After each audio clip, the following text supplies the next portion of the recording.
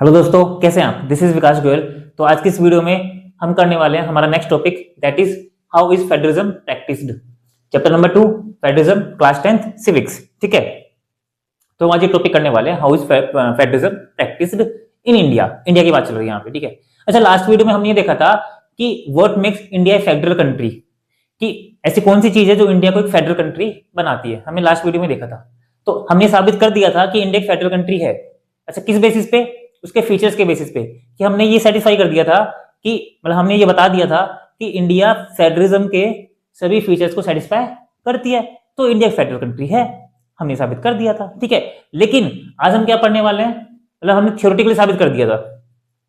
Theoretically हमने साबित कर दिया था कि इंडिया एक फेडरल कंट्री है, लेकिन हम क्या पढ़ने वाले हैं, how is federalism practised in India, कि अब एक्चुअल में, रियल में उस फेडरलिज्म के कंसेप्ट को इंडिया में कैसे एप्लीकेबल करवाएं, कैसे सक्सेसफुल बनाएं। देखो, थ्योरेटिकल लिखना और प्रैक्टिकल अप्लाई करवाना, प्रैक्टिकल एप्लीकेबल करवाना, दोनों में डिफरेंस है। मैंने लिख तो दिया, मैंने साबित तो कर दिया थ्योरेटिकली कि इंडिया फेडरल कंट्री है, क्योंकि वो सभी फीचर्स को सेटिस्फाई करती है, ये हमने साबित कर दिया। लेकिन उस फेडरलिज्म के कंसेप्ट को इंडिया में एप्लीकेबल करवाना जरूरी है ना, प्रैक्टिकली करवाना जरूरी है ना, तभी तो क्या माना जाएगा, वो फेडरलिज्म इंडिया में सक्सेसफुल माना जाएगा, अदरवाइज नहीं माना जाएगा। तो उस फेडरलिज्म के कंसेप्ट को सक्सेसफुल बनाने के लिए क्या करना पड़ेगा बताओ, उसके अकॉर्डिंग पॉलिसी बनानी पड़ेगी ना पॉलिसी। तो वही चीज है यहाँ पे। तो हम यहाँ पे वही पढ़ने वाले हैं कि how to make federalism successful, कि इंडिया में फेडरलिज्म को सक्सेसफुल बनाए प्रैक्टिकली में। थ्योरेटिकल हम पढ़ चुके हैं, लेकिन प्रैक्टिकली में हम उसको सक्सेसफुल कैसे बनाए, उसको एप्लीकेबल कैसे करवाएं उसको इंडिया में। ठीक है, अब मैं इसका आपको एक एग्जांपल से समझाता हूँ, थोड़ा सा आपको बेटर समझ में आएगा कि यहाँ पे हम एक्चुअल में क्या पढ़ने वाले हैं। सुनना, मान के चलो भारत की गवर्नमेंट है, भारत की सरकार है, ठीक है, उसने क्या किया, उसने भारत के गरीबों के लिए, किसके लिए, पुअर्स के लिए, उसने एक पॉलिसी बनाई, स्कीम बनाई कि हम क्या करेंगे कि ये चीजें, ये 4 चीजें हैं जो हम क्या करेंगे, गरीबों तक उसको फ्री में प्रोवाइड करवाएंगे गरीबों को। उसने क्या किया, एक कागज लिया और क्या कर दिया, इस स्कीम को भारत के संविधान में ऐड कर दिया, इंडिया के कॉन्स्टिट्यूशन में क्या कर दिया, इस स्कीम को ऐड कर दिया। किसने, सरकार ने, कि हम फ्री में गरीबों को ये चीजें प्रोवाइड करवाएंगे। ठीक है, अच्छा बताओ, क्या केवल ऐसा लिख देने से क्या गरीबों को फायदा मिल जाएगा? मुझे बताओ, सच सच बताना। क्या एक संविधान में केवल ऐसा लिख देने से क्या गरीबों को इन सब चीजों का फायदा मिल जाएगा? नहीं मिलेगा ना। मुझे बताया, अब क्या करना पड़ेगा, अब गवर्नमेंट को अगर गरीबों को फायदा दिलवाना है एक्चुअल में, तो क्या करना पड़ेगा, क्या बनानी पड़ेगी गवर्नमेंट को, पॉलिसी बनानी पड़ेगी। क्या बनानी पड़ेगी, पॉलिसी। कैसे पॉलिसी, ताकि ये आइटम्स, ये सर्विसेज क्या हो सके, गरीबों तक पहुंच सके एक्चुअल में, रियलिटी में। तभी क्या हो पाएगी, स्कीम सक्सेसफुल हो पाएगी। केवल कागजों पे लिख देने से ये स्कीम क्या नहीं हो पाएगी, सक्सेसफुल नहीं हो पाएगी। इसको सक्सेसफुल बनाने के लिए क्या बनानी पड़ेगी, गवर्नमेंट को पॉलिसी बनानी पड़ेगी, ताकि सर्विसेज क्या हो सके, पुअर्स तक, गरीबों तक पहुंच सके। समझ में आ रहा है? तो मतलब क्या हुआ बेसिकली, थ्योरेटिकल अलग, प्रैक्टिकल अलग। समझ में आ रहा है? तो प्रैक्टिकली एप्लीकेबल करने के लिए क्या बना रही है गवर्नमेंट, पॉलिसी बना रही है। तो सेम चीज यहाँ पे भी है। तो हमने ये तो लिख दिया भारत के संविधान में कि इंडिया एक फेडरल कंट्री है, उसके रूल्स तो लिख दिए, लेकिन उसको क्या करना है, उस फेडरलिज्म को प्रैक्टिकली क्या करवाना है, अप्लाई करवाना है पूरे इंडिया में, जैसे यहाँ पे। तो उसके लिए क्या करना पड़ेगा, सरकार को पॉलिसी बनानी पड़ेगी कि हाँ ऐसे ऐसे हम क्या करेंगे, पॉलिसी बनाएंगे, और इस पॉलिसी के थ्रू क्या करेंगे, पूरे इंडिया में फेडरलिज्म को अप्लाई करवाएंगे। समझ में आ गया? तो वो चीज है हमारे पास, हम यहाँ पे वो पढ़ने वाले हैं। ठीक है, तो देखते हैं, देखो यहाँ पे इसको देखते हैं, वही लिखा हुआ है यहाँ पे, how to make federalism successful, कि इंडिया में फेडरलिज्म को सक्सेसफुल कैसे बनाए। ठीक है, अच्छा देखो, इसको पढ़ते हैं एक बार। Constitutional provisions are necessary for the success of federalism but these are not sufficient. Constitution में, भारत के संविधान में जो फेडरलिज्म के जो प्रोविजंस हैं, जो रूल्स हैं, वो लिखे हुए हैं, वो जरूरी हैं, वो तो जरूरी है ही, लेकिन वो सफिशिएंट नहीं है, वो केवल थ्योरेटिकल है। उसको प्रैक्टिकली एप्लीकेबल करवाना जरूरी है, उसके लिए पॉलिसी बनाना जरूरी है। ठीक है, तभी जाके क्या होगा, फेडरलिज्म एक्चुअल में सक्सेसफुल हो पाएगा इंडिया में। ठीक है, अच्छा क्या लिखा हुआ आगे देखो, if the federal experiment has succeed in India it is not merely because of the clearly laid out constitutional provisions. क्या बोल रहा है, यदि फेडरल एक्सपेरिमेंट क्या हुआ है, इंडिया में सक्सेसफुल हुआ है, तो केवल किसकी वजह से नहीं हुआ है, केवल कॉन्स्टिट्यूशनल प्रोविजंस की वजह से नहीं हुआ है, ऐसा बोला गया है। अब आगे देखो क्या लिखा हुआ है, the real success of federalism in India can be attributed to the nature of democratic politics in our country.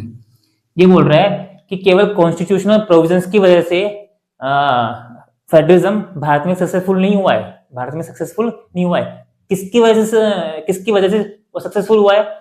वो है डेमोक्रेटिक पॉलिटिक्स की वजह से। आपको पता है इंडिया डेमोक्रेटिक कंट्री है ना? तो इंडिया एक डेमोक्रेटिक कंट्री है जिसकी वजह से क्या हो पाया बताइए, फेडरलिज्म इंडिया में सक्सेसफुल हो पाया।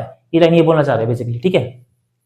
चलो अपन ये पढ़ा, ठीक है। तो अब हम क्या पढ़ने वाले हैं यहाँ पे इस चैप्टर में? हम ये पढ़ने वाले हैं कि वो कौन कौन सी पॉलिसीज हैं जिसकी वजह से फेडरलिज्म क्या हो पाया, इंडिया में सक्सेसफुल हो पाया है, ठीक है ना। तो वो देखते हैं। तो कौन कौन सी पॉलिसी बनाई गवर्नमेंट ने? तो कौन कौन सी पॉलिसी बनाई? 3 पॉलिसी बनाई गवर्नमेंट ने बेसिकली। अच्छा, कौन कौन सी? देखो ये लिखा हुआ है यहाँ पे, linguistic state policy, language policy और तीसरा सेंट्रल स्टेट रिलेशंस। तो 3 पॉलिसीज हैं जिसके थ्रू गवर्नमेंट ने क्या किया, बेसिकली भारत में फेडरलिज्म के कंसेप्ट को अप्लाई करवाया, एप्लीकेबल करवाया, सक्सेसफुल बनाया, ठीक है। तो हम क्या करते हैं, एक एक करके तीनों पॉलिसी को देखते हैं, ठीक है। तो दोस्तों हमारी जो फर्स्ट पॉलिसी है वो है लिंग्विस्टिक स्टेट पॉलिसी।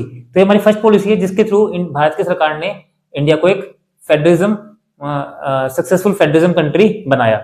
देखो कैसे क्या लिखा हुआ है, this is the first and major step, मतलब सबसे पहला स्टेप है और सबसे बड़ा स्टेप है, ठीक है, इंडिया को एक फेडरल कंट्री बनाने का, रियलिटी में, प्रैक्टिकल में, ठीक है। क्या अच्छा होता क्या ये लिंग्विस्टिक स्टेट पॉलिसी होती क्या है? इसमें हम क्या करते हैं बेसिकली, सेम लैंग्वेज के बेसिस पे क्या बना देते हैं, स्टेट बना देते हैं, कि जिनकी लैंग्वेज सेम है, जिन लोगों की, उनका अलग से स्टेट बना देते हैं। समझ रहे हो क्या बोल रहा हूँ, कि सेम लैंग्वेज के बेसिस पे क्या कर देना, स्टेट को क्रिएट कर देना। देखो वहां पे वो लिखा हुआ है कि create new states according to same language. जैसे मलयालम बोलने वाले हैं तो उनका अलग से स्टेट बना दिया केरल, समझ आ रहा है। मराठी बोलने वाले हैं तो उनका अलग से स्टेट बना दिया, क्या, महाराष्ट्र, इस तरीके से, समझ आ रहा है। तो इस तरीके से हमने क्या करते हैं बेसिकली, अलग अलग क्या बना दिए, स्टेट बना दिए, किसके बेसिस पे, लैंग्वेज के बेसिस पे। तो उसको हम बोलते हैं लिंग्विस्टिक स्टेट पॉलिसी, ठीक है। अब देखो क्या लिखा हुआ है, तो कुछ लैंग्वेज के बेसिस पे हमने क्या कर दिया बताइए, नए स्टेट बना दिए। आगे लिखा हुआ है some states were not on the basis of language but to recognise difference based on culture, ethnicity और ज्योग्राफी। अच्छा, कुछ तो हमने लैंग्वेज के बेसिस बना दिए और कुछ स्टेट्स हमने किसके बेसिस बना दिए, कल्चर के बेसिस पे, एथनिसिटी के बेसिस पे और ज्योग्राफी के बेसिस पे। जैसे कल्चर है, कल्चर के बेसिस पे क्या कर दिया हमने, कुछ नए स्टेट बना दिए कि जहां पे जिन लोगों का सेम कल्चर है ना, जिस जगह का सेम कल्चर है, उसको मिलाकर के क्या बना दिया, स्टेट बना दिया। जैसे फॉर एग्जाम्पल लिखा हुआ है यहाँ पे नागालैंड, उत्तराखंड, झारखंड। नागालैंड है कहाँ पे पड़ता है, नॉर्थ ईस्ट में, तो वहां के लोगों का सेम कल्चर है, तो अलग से क्या बना दिया बताइए, एक स्टेट बना दिया अलग से, इस तरीके से। तो हुआ हो क्या बेसिकली, यहाँ पे जो सबसे मेन है, वो सबसे मेन तो यहाँ पे ये है कि लैंग्वेज के बेसिस पे हमने क्या कर दिया, काफी सारे स्टेट्स बना दिए।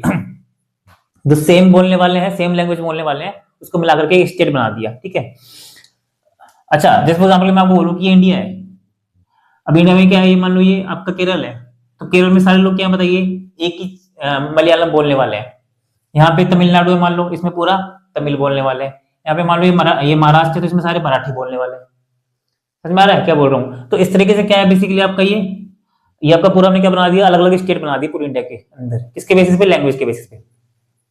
अच्छा, अब इसमें इंपॉर्टेंट पॉइंट्स हैं क्या, वो सुनो, ध्यान रखने वाला। सबसे पहले क्या है, ये तो इंपॉर्टेंट पॉइंट सबसे पहले ये तो यही था कि लैंग्वेज के बेसिस हम क्या कर रहे हैं, स्टेट बना रहे हैं। अच्छा, क्यों बना रहे हैं, सुनना, यहाँ पे सुनना, some leaders fear that it would lead to the disintegration of the country. देखो एक्चुअली क्या था कि जो कुछ लीडर्स ऐसे थे जो ऐसा नहीं चाहते थे कि लैंग्वेज के बेसिस पे क्या बने, अलग अलग स्टेट्स बने, लैंग्वेज के बेसिस पे अलग अलग स्टेट्स बने, यानी कि क्लासिफाई हो स्टेट्स। कैसे, क्यों नहीं चाहते थे?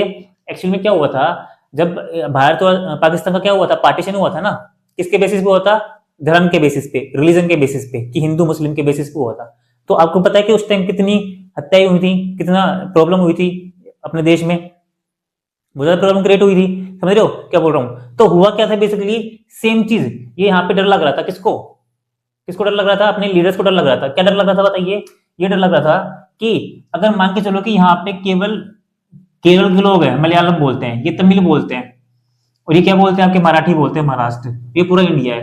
तो ऐसा ना हो जाए कभी, ये जो भारत के अभी जो राज्य है ना, ये जो राज्य है वो भारत के, अभी ये आगे जाकर के ऐसा ना कर ले कि तमिलनाडु पूरा अलग से क्या बना ले, अपना देश बना ले, ये केरल अपना अलग से क्या बना ले, देश, ऐसे महाराष्ट्र क्या कर ले, अपना अलग से देश बना ले। क्यों? क्योंकि यहाँ पे केवल मलयालम बोलने वाले हैं, ये सारे तमिल हैं, ये सारे महाराष्ट्र हैं।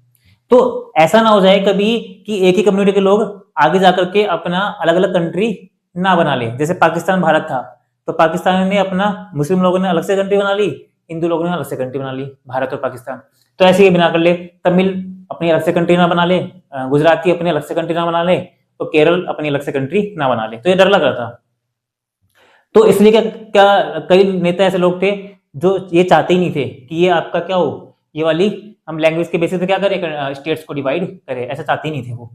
ठीक है, तो सेकंड क्या है, the central government registered linguistic states for some time. अच्छा, सेंट्रल गवर्नमेंट क्या थी बेसिकली, सेंट्रल गवर्नमेंट ने कुछ टाइम के लिए लिंग्विस्टिक स्टेट्स बनाने के लिए मना कर दिया था। मतलब जैसे आजाद हुआ था अपना देश, तो उसके कुछ समय बाद तक क्या कर दिया था, लैंग्वेज के बेसिस पे स्टेट बनाने से मना कर दिया था, क्योंकि वो दिक्कत हुई थी बेसिकली। भारत और पाकिस्तान जब आजाद हुए थे धर्म के आधार पर, तो बहुत ज्यादा प्रॉब्लम क्रिएट हुई थी। ठीक है, इसलिए formation of linguistic states has actually made the.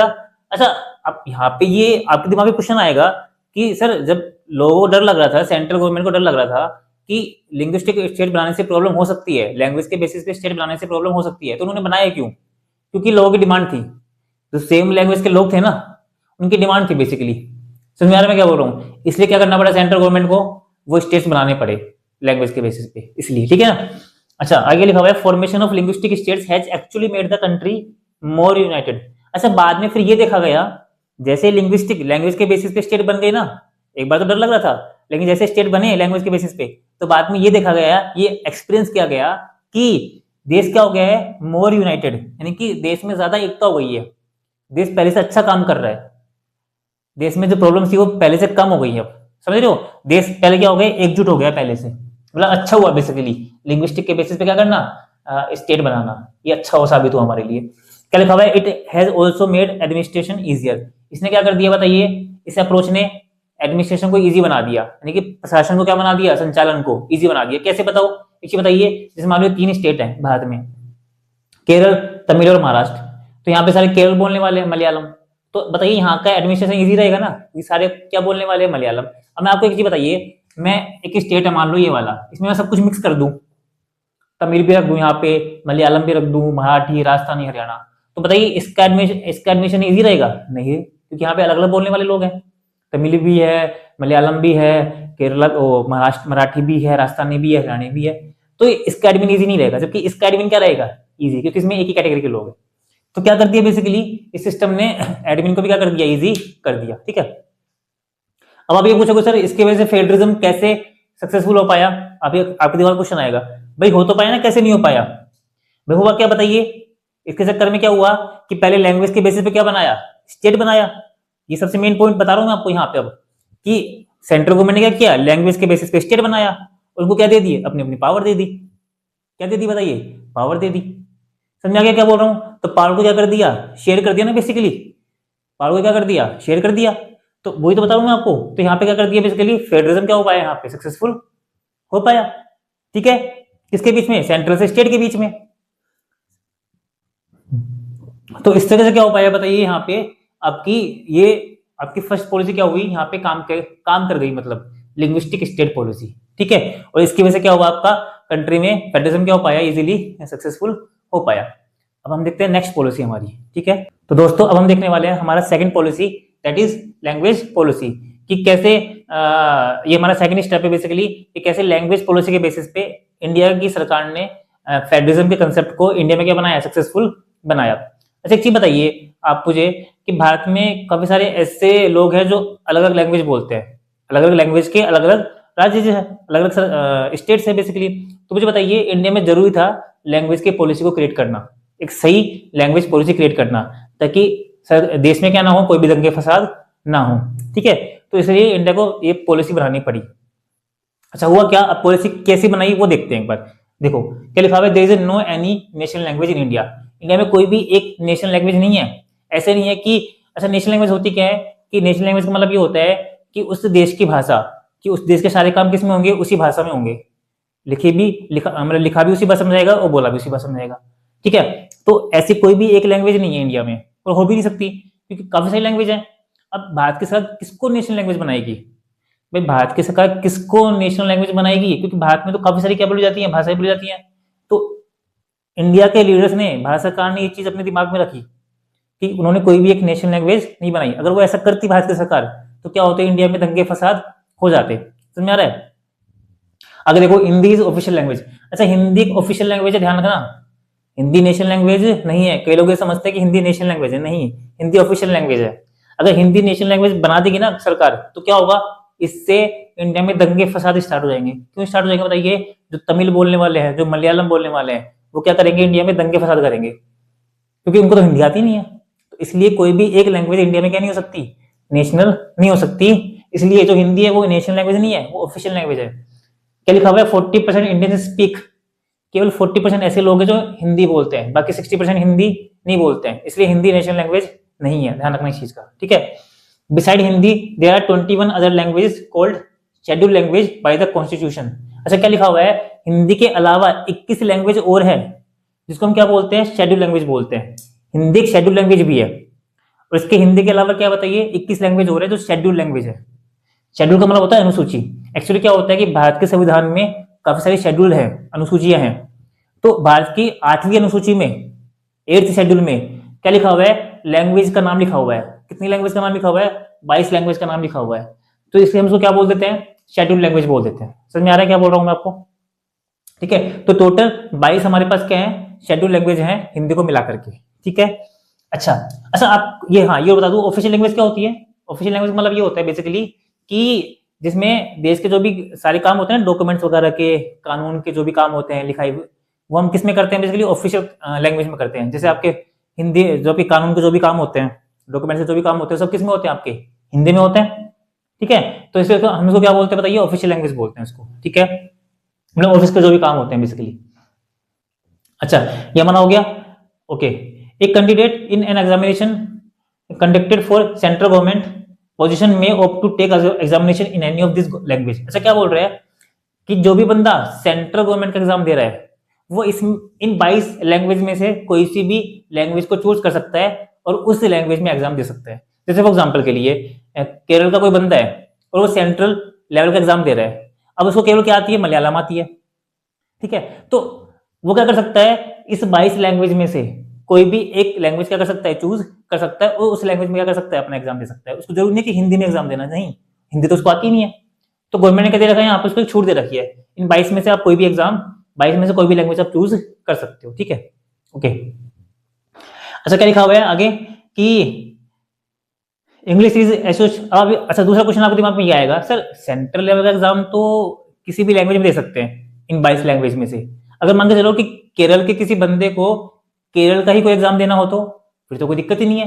अरे केरल में चलती है मलयालम और केरल के बंदे को मलयालम आती है तो मलयालम में इजीली एग्जाम दे सकता है, तब तो कोई दिक्कत ही नहीं है। मलयालम भाई केरल की अपनी लैंग्वेज है ना, मलयालम ऑफिशियल लैंग्वेज क्या है केरल की, मलयालम है, तो मलयालम में एग्जाम दे सकता है इजीली। हर स्टेट की अपनी क्या होती है, लैंग्वेज होती है, ऑफिशियल लैंग्वेज। समझ में आ गया मैं क्या बोल रहा हूँ, इस तरीके से। अच्छा क्या लिखा हुआ है, English is associated official language with Hindi. अच्छा क्या है, एट प्रेजेंट, क्या लिखा हुआ है, एट प्रेजेंट, प्रेजेंट टाइम में जो इंग्लिश है ना वो कैसी लैंग्वेज है, वो एसोसिएटेड ऑफिशियल लैंग्वेज है, किसकी, हिंदी के साथ। एक मैं आपको यहाँ पे क्लैरिफाई कर दूं कि इंग्लिश एक ऑफिशियल लैंग्वेज नहीं है, जैसे हिंदी ऑफिशियल लैंग्वेज है ना, इंग्लिश ऑफिशियल लैंग्वेज नहीं है। भारत के संविधान में ऐसा कहीं भी लिखा हुआ नहीं है कि इंग्लिश एक ऑफिशियल लैंग्वेज है। हाँ, इंग्लिश एक एसोसिएटेड ऑफिशियल लैंग्वेज है विद हिंदी, मतलब इंग्लिश को हम यूज कर सकते हैं as a helper, as a assistant, किसके साथ, हिंदी के साथ। लेकिन इसका मतलब ये नहीं है कि इंग्लिश एक आपकी ऑफिशियल लैंग्वेज है।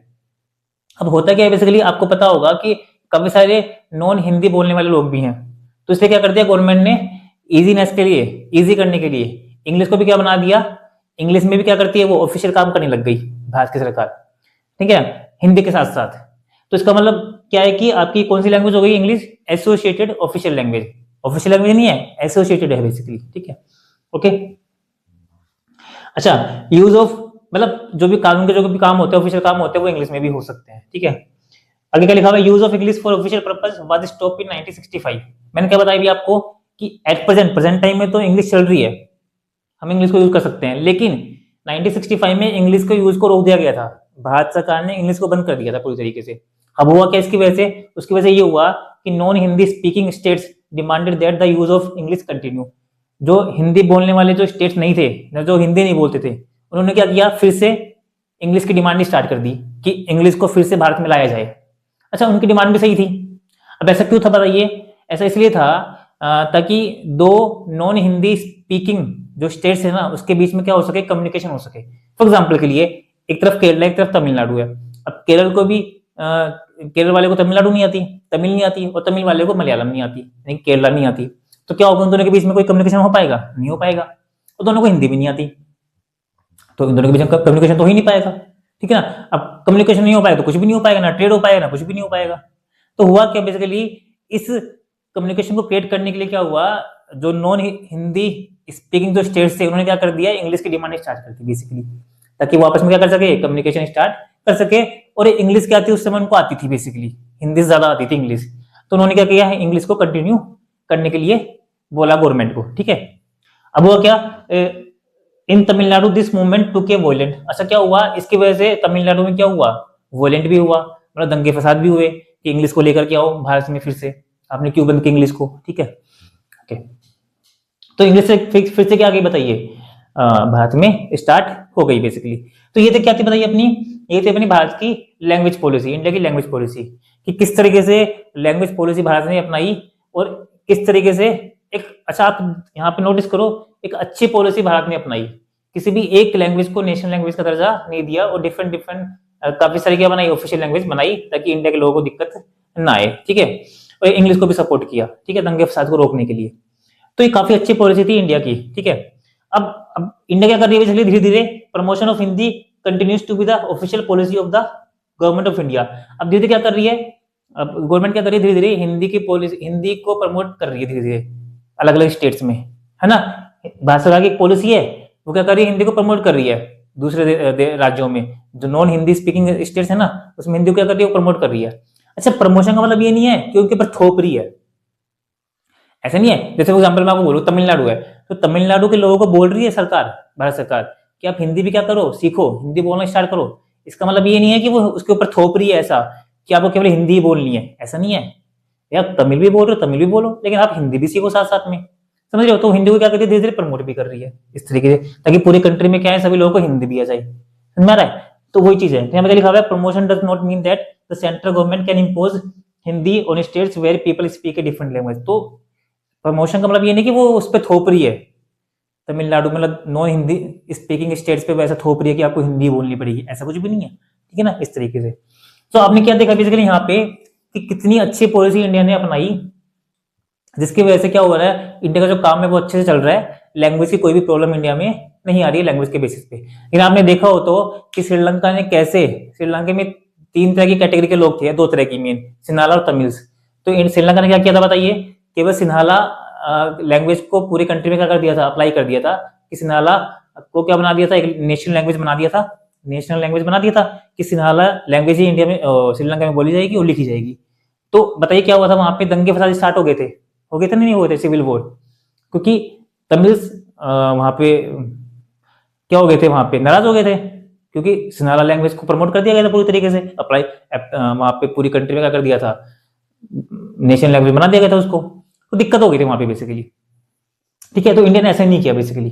तो इस तरह से क्या हुआ बेसिकली, इंडिया ने एक सिस्टमेटिक पॉलिसी अपनाई, और इस पॉलिसी के थ्रू भारत सरकार ने क्या किया, फेडरलिज्म के कंसेप्ट को क्या किया, एप्लीकेबल करवाया, सक्सेसफुल बनाया भारत में। तो किस तरीके से क्या हो रहा है बताइए, पावर इजीली क्या हो रही है, लोगों के पास शेयर हो रही है ना, सब अपनी मर्जी के मालिक हैं, अपनी हिसाब से क्या कर सकते हैं, वो लैंग्वेज बोल सकते हैं, किसी पे लैंग्वेज थोपी नहीं गई है। इसका मतलब क्या है, यहाँ पे फेडरलिज्म का जो कंसेप्ट है उसको सक्सेसफुल बनाया गया इस पॉलिसी के थ्रू भारत सरकार के द्वारा। ठीक है, अब हम देखते हैं अपनी next policy, that is centre state relation. ठीक है, तो दोस्तों हमारे पास जो थर्ड पॉलिसी है वो है सेंटर स्टेट रिलेशन। अच्छा, इसका मतलब बेसिकली ये है कि फेडरलिज्म किसी इंडिया में एक्चुअल में सक्सेसफुल हो पाएगा या नहीं हो पा रहा, उसको एक्चुअल में एप्लीकेबल करवाने के लिए हमको क्या करना पड़ता है, सेंटर स्टेट का जो रिलेशन है ना उसको भी ठीक करना पड़ता है, उसको भी ठीक करना पड़ता है। भाई एक्चुअली में क्या होता है, एक चीज बताइए, आपको पता होगा कि फेडरलिज्म क्या होता है। फेडरलिज्म का मतलब ये होता है कि जहां पे 2 लेवल्स होते हैं, सेंटर और स्टेट, और दोनों की क्या होती है, अपनी अलग अलग पावर्स होती हैं, सेंटर की अलग, स्टेट की अलग। ठीक है, तो सेंटर अपनी पावर का यूज कर रही है, स्टेट अपनी पावर का यूज कर रही है ना, और दोनों इंडिविजुअल हैं, दोनों को आपस में कोई भी क्या नहीं कर रही है, एक दूसरे को रोक नहीं रही है। तो मतलब वहां पे फेडरलिज्म पॉसिबल है, सक्सेसफुल है। अच्छा मैं आपको अब ये बोलूं कि सेंट्रल गवर्नमेंट रोक रही है स्टेट गवर्नमेंट को, सेंट्रल गवर्नमेंट स्टेट गवर्नमेंट को उसकी पावर यूज करने नहीं दे रही है, तो बताइए क्या वहां पे फेडरलिज्म पॉसिबल है, क्या वहां पे फेडरलिज्म है? नहीं है ना। तो कई बार क्या होता है कि सेंट्रल गवर्नमेंट स्टेट गवर्नमेंट को उसकी पावर यूज करने नहीं देती, जो कॉन्स्टिट्यूशन में लिखा हुआ है ना, प्रोविजंस जो रूल्स लिखे हुए हैं वो उसके अगेंस्ट में चली जाती है। कौन? Central government. तो इसका मतलब क्या है कि वहां पे फेडरलिज्म है ही नहीं। ठीक है, तो इसका मतलब हम क्या है, बेसिकली फेडरलिज्म का सक्सेसफुल होना इस बात पे डिपेंड करता है कि सेंट्रल गवर्नमेंट जो है ना, जो सेंट्रल गवर्नमेंट के जो लीडर्स हैं, जो पॉलिटिकल जो पार्टीज हैं, वो संविधान के नियमों को किस तरीके से संचालित कर रही हैं। क्या वो कॉन्स्टिट्यूशनल प्रोविजंस को, कॉन्स्टिट्यूशनल अरेंजमेंट्स को सही तरीके से लागू कर रही है या नहीं कर रही है? क्या वो सही तरीके से पावर को शेयर कर रही है या नहीं कर रही है? या वो अपनी बातें थोप रही है स्टेट गवर्नमेंट पर? समझ पा रहे हो मैं क्या बोल रहा हूँ? तो इसका मतलब ये है बेसिकली। तो यहाँ पे देखो मैंने वही लिखा हुआ है कि how the ruling parties and leaders follow these constitutional arrangements for sharing power, कि किस तरीके से पॉलिटिकल पार्टीज कॉन्स्टिट्यूशनल अरेंजमेंट्स को क्या कर रहे हैं, फॉलो कर रहे हैं पावर शेयर करने के लिए। क्या वो सही तरीके से पावर को शेयर कर रहे हैं या सही तरीके से पावर को शेयर नहीं कर रहे हैं? क्या वो स्टेट गवर्नमेंट को अपना काम करने दे रहे हैं, सेंट्रल गवर्नमेंट क्या नहीं करने दे रहे हैं? समझ पा रहे हो मैं क्या बोल रहा हूँ? क्या कॉन्स्टिट्यूशन में लिखे हुए जो नियम्स हैं उसका फॉलो हो रहा है या नहीं हो रहा है? अगर फॉलो हो रहा है तो उसका मतलब क्या है, इंडिया एक फेडरल कंट्री है, मतलब इंडिया में फेडरलिज्म क्या है, सक्सेसफुल है, अदरवाइज नहीं है। तो वही चेक करना अपन को बेसिकली, सेंट्रल स्टेट का रिलेशन। ठीक है, क्या वो पावर शेयर हो पा रही है या नहीं हो पा रही। ठीक है, तो देखते हैं। अब देखो समझने के लिए हम दो टाइम पीरियड लेंगे। एक तो क्या लेंगे, बिफोर 1990 और आफ्टर 1990। मतलब एक्चुअली क्या था बेसिकली, 1990 से पहले का जो फेज था उसमें जो पॉलिटिकल पार्टी थी वो अलग तरीके से क्या कर रही थी, कंट्री को चला रही थी। और 1990 के बाद क्या हुआ, जो पॉलिटिकल पार्टीज है ना वो अलग तरीके से क्या कर रही थी, कंट्री को चला रही थी। तो दो फेजेस यहाँ पे डिवाइड हो गए आपके। तो पहला देखते हैं अपन क्या, बिफोर 1990। ठीक है, देखते हैं यहाँ पे क्या लिखा हुआ है। यहाँ पे for a long time the same party ruled both at the centre and in most of states. क्या हुआ था 1990 से पहले, सेम पार्टी, एक ही पार्टी ऐसी थी जो पूरी कंट्री में भी थी और अलग अलग स्टेट्स में भी थी। आपको पता हो तो कांग्रेस पूरी कंट्री में भी थी और जितने भी स्टेट्स हैं उन सब में भी क्या थी बताइए, कांग्रेस पार्टी थी। यानी कि एक ही पार्टी क्या कर रही थी, पूरी कंट्री को चला रही थी। जितने भी स्टेट्स हैं और जो पूरी कंट्री है, सेंट्रल गवर्नमेंट भी वही थी, स्टेट गवर्नमेंट भी वही थी, कांग्रेस। ठीक है, this mean that the state government did not exercise their rights as autonomous federal units. अब होता क्या था इसकी वजह से, इसकी वजह से ये होता था, एक चीज बताइए, स्टेट में भी कांग्रेस है, सेंटर में भी कांग्रेस है। अब मुझे एक चीज बताइए, सेंट्रल गवर्नमेंट के पास ज्यादा पावर होती है, तो जो सेंट्रल गवर्नमेंट है क्या वो स्टेट गवर्नमेंट को अपनी पावर यूज करने देगी? नहीं यूज करने देगी। एक चीज बताइए, सेंटर में भी कांग्रेस है और स्टेट में भी कांग्रेस है, यानी कि बिहार में भी कांग्रेस है मान के चलो। ठीक है, तो जो सेंट्रल गवर्नमेंट है ना वो बिहार की गवर्नमेंट को उसकी पावर यूज करने नहीं देगी, वो उसको रोकेगी, उसको मना करेगी बिहार की गवर्नमेंट, क्योंकि बिहार में भी क्या है, कांग्रेस है ना। तो और जो सेंटर की जो कांग्रेस है वो ज्यादा पावरफुल है। तो इस तरीके से तो बताइए यहाँ पे क्या हो रहा है बेसिकली, यहाँ पे फेडरलिज्म सक्सेसफुल नहीं हो पा रहा 1990 में, तो 1990 से पहले, क्योंकि स्टेट गवर्नमेंट अपनी पावर को यूज नहीं कर पा रही। ठीक है, अब आगे देखो, in those days the central government would often misuse the constitution to dismiss the state government that were controlled by rival party. अच्छा क्या बोल रहा है कि इन दिनों यानी कि 1990 से पहले क्या होता था बेसिकली, जो सेंट्रल गवर्नमेंट थी ना, सेंट्रल गवर्नमेंट वो क्या करती थी, अपनी पावर का मिसयूज करती थी, अपनी पावर का मिसयूज करती थी। कैसे मिसयूज करती थी बताइए, जो जो स्टेट में जो पार्टी थी ना, स्टेट गवर्नमेंट थी, है ना, जो दूसरी पार्टी बनती थी वहां पे स्टेट में, है ना, वो क्या करती थी, उन पार्टीज के ऊपर अपना रूल चलाने के लिए, उन पार्टी को कंट्रोल करने के लिए वो क्या करती थी बताइए, वो क्या करती थी, वो कॉन्स्टिट्यूशन का क्या करती थी, डिसमिस करती थी, मतलब अपनी पावर को मिसयूज करती थी संविधान में चेंज करने के लिए, संविधान के नियमों को चेंज करने के लिए। जैसे फॉर एग्जांपल के लिए मैं आपको बोलूं कि सेंट्रल लेवल पे कांग्रेस है ना, और मान लीजिए बिहार में बीजेपी है, केवल बिहार में बीजेपी है और जितने भी बाकी पूरा सेंटर है वहां पे कांग्रेस लेवल पे है, तो कांग्रेस में ज्यादा पावर है, बीजेपी में पावर है ही नहीं क्योंकि वो केवल बिहार में है। तो कांग्रेस क्या करेगी यहाँ पे, अब बीजेपी उसकी राइवल पार्टी है, तो कांग्रेस क्या करेगी, ऐसा काम कर देगी संविधान में कि जाके बीजेपी की बिहार में चले ही ना, ताकि बीजेपी की बिहार में चले ही ना। तो वही बोल रहे हैं यहाँ पे। तो सेंट्रल गवर्नमेंट क्या करती थी बताइए, अपने राइवल पार्टी जो स्टेट गवर्नमेंट में थी उसको उसकी पावर को कम करने के लिए क्या करती थी, वो अपनी पावर का मिसयूज करती थी। संविधान में वो क्या करती थी, संविधान को मानती नहीं थी, वो संविधान में कुछ चेंज कर देती थी। ठीक है, आगे लिखा हुआ है this undermine the spirit of federalism. अभी सब चीजें क्या करती हैं बताइए, फेडरलिज्म। इसका मतलब क्या था बेसिकली कि 1990 से पहले फेडरलिज्म पॉसिबल नहीं था भारत में। ठीक है, क्योंकि स्टेट गवर्नमेंट के पास क्या नहीं थी, कोई भी पावर नहीं थी। अब बात करते हैं किसकी, आफ्टर 1990 कि 1990 के बाद गवर्नमेंट कैसे काम कर रही है, स्टेट और गवर्नमेंट का जो रिलेशन है वो क्या है। ठीक है, this period show the rise of regional political in many states of the country. अच्छा क्या बोल रहे हैं, इस 1990 के बाद क्या हुआ बेसिकली, अपने देश में काफी सारी नई नई पार्टियां उभरने लग गई, बनने लग गई। पहले तो 1990 से पहले दो ही पार्टी मेन थी, सबसे बड़ी पार्टी कांग्रेस थी, उससे छोटी पार्टी थी बीजेपी। ठीक है, लेकिन 1990 के बाद क्या हुआ, ऐसी कई सारी पार्टी क्या होने लग गई, अपने देश में बनने लग गई रीजनल पार्टी, जिनका उस रीजन पे क्या था, उस एरिया पे पकड़ था, बेसिकली अपनी क्या थी, पकड़ थी उस रीजन पे। ठीक है, this was also the beginning of the era of coalition government at the centre. अच्छा क्या हुआ, 1990 के बाद ही क्या होने लग गया, 1990 के बाद का फेज ऐसा था जब क्या होने लग गया बताइए, केवल एक पार्टी की सरकार नहीं बनी, एक पार्टी की सरकार नहीं बनी, सरकार कैसी बनी, कोलिशन गवर्नमेंट, यानी कि अलायंस की गवर्नमेंट बनी। काफी सारी पार्टी मिलकर क्या कर रही थी, अपने सरकार बना रही थी, क्योंकि एक पार्टी के पास क्या नहीं था, बहुमत नहीं था। भाई आपको पता है ना, फॉर एग्जाम्पल के लिए एक लोकसभा में यानी सेंट्रल लेवल पे सरकार बनाने के लिए 550 में से आपको 272 सीटें चाहिए। अब मान के चलो किसी पार्टी की 272 सीटें आई नहीं, मतलब कांग्रेस की 272 सीटें नहीं आई, 250 सीटें आई, तो उसको 272 सीट बनाने के लिए दूसरी पार्टी को क्या करना पड़ेगा, जोड़ना पड़ेगा, अलायंस करना पड़ेगा।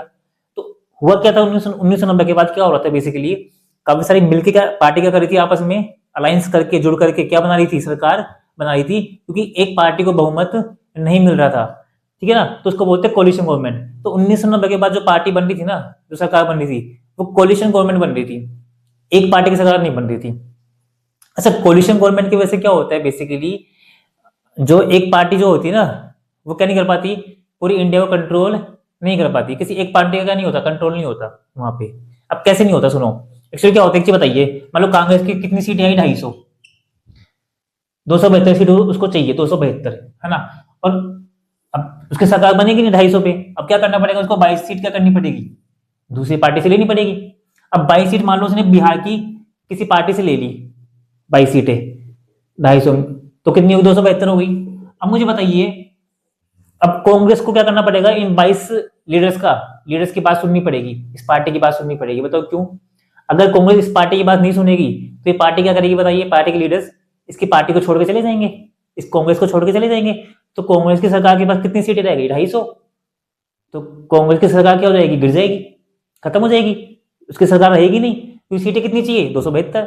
तो हुआ क्या बेसिकली, कोलिशन गवर्नमेंट बनने से क्या हुआ, किसी एक पार्टी का क्या नहीं रहा, पूरी तरीके से कंट्रोल नहीं रहा डिसीजन लेने में, तो सेंट्रल गवर्नमेंट की जो पावर थी ना वो कम हो गई बेसिकली। समझ में आ रहा है क्या बोल रहा हूँ, इस तरीके से। तो देखो वही लिखा हुआ है यहाँ पे, the major national party had to enter into an alliance. जो बड़ी पार्टी थी वो क्या करने लग गई, अलायंस बनाने लग गई, क्योंकि उसका पूरा का पूरा बहुमत नहीं आया था। ठीक है, किसके साथ, सेवरल रीजनल पार्टी के साथ। ठीक है, तो सेवरल, तो जो अलग अलग जो रीजनल पार्टी थी ना, उसके साथ मिलकर के क्या किया बताइए, बड़ी बड़ी पार्टी ने सेंट्रल गवर्नमेंट बनाया बेसिकली। ठीक है, तो इसका इससे क्या हुआ, रीजनल पार्टी का क्या बढ़ गया, रीजनल पार्टी का दबदबा बढ़ गया बेसिकली, उसका कंट्रोल बढ़ गया बेसिकली। ठीक है, आगे क्या हुआ, this led to new culture of power sharing and respect for the autonomy of the state government. इसकी वजह से क्या हुआ बताइए, रीजनल जो गवर्नमेंट है, जो स्टेट गवर्नमेंट है, उसको क्या बढ़ा, उसको क्या मिला, सम्मान मिला। पहले सेंट्रल गवर्नमेंट स्टेट गवर्नमेंट की सुनती नहीं थी, लेकिन क्या हुआ, स्टेट गवर्नमेंट का सेंट्रल गवर्नमेंट में रोल होने से स्टेट गवर्नमेंट की वजह से क्या बन रही है बताइए, सेंट्रल गवर्नमेंट बन रही है, तो स्टेट गवर्नमेंट का यहाँ पे सम्मान बढ़ गया, ऑटोनॉमी क्रिएट हो गई, इंडिपेंडेंट क्रिएट हो गया यहाँ पे। ठीक है, अच्छा, this trend was supported by the supreme court. ये जो ट्रेंड था कोलिशन गवर्नमेंट का, ये सपोर्ट किया है, किसने सपोर्ट किया इसको, सुप्रीम कोर्ट ने इसको सपोर्ट किया बेसिकली। तो हमने क्या देखा बेसिकली यहाँ पे कि किस तरीके से 1990 से पहले जो फेज था वो था आपका, वहां पे फेडरलिज्म इंडिया में था ही नहीं, क्योंकि सेंट्रल गवर्नमेंट की चल रही थी बेसिकली, एक पार्टी की चल रही थी। जबकि 1990 के बाद क्या हुआ कि रीजनल गवर्नमेंट को भी क्या मिली, पावर मिली, बिकॉज ऑफ कोलिशन गवर्नमेंट।